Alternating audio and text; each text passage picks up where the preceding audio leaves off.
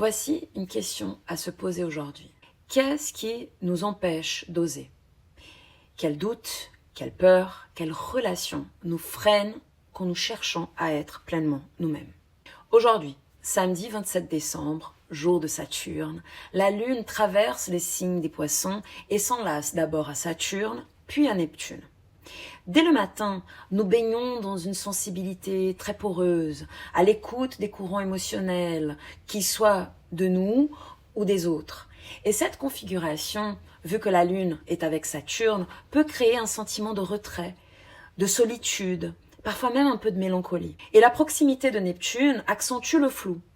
Une nostalgie diffuse, un désir d'ailleurs, une envie de fuite, mêlée au poids de ce qui nous retient. Les émotions débordent, les projections se multiplient, il devient difficile de distinguer ce qui relève du réel ou de l'imaginaire. En fin de matinée, la Lune rentre dans le signe du Bélier et l'élan revient.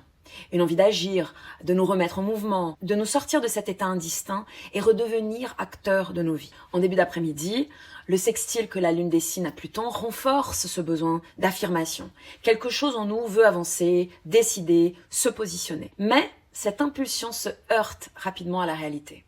En fin de journée, la Lune affronte Vénus, puis le Soleil en Capricorne. Et notre désir de spontanéité rencontre des cadres, des normes, une exigence de retenue.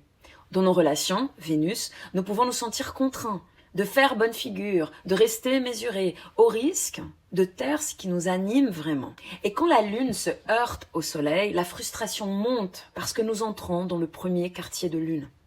Alors que la Lune en Bélier veut dire exister, s'affirmer sans détour, le Soleil, lui, en Capricorne, nous rappelle les résistances, les délais, les responsabilités. C'est un moment de tension dans le cycle lunaire, mais c'est aussi un moment clé parce que il nous demande en fait de nous engager et de persévérer tout de même. Cette journée nous confronte ainsi à ce qui nous freine dans notre élan. Et plutôt que de voir ça comme une punition ou quelque chose de difficile, c'est peut-être intéressant de reconnaître déjà quels sont ces freins.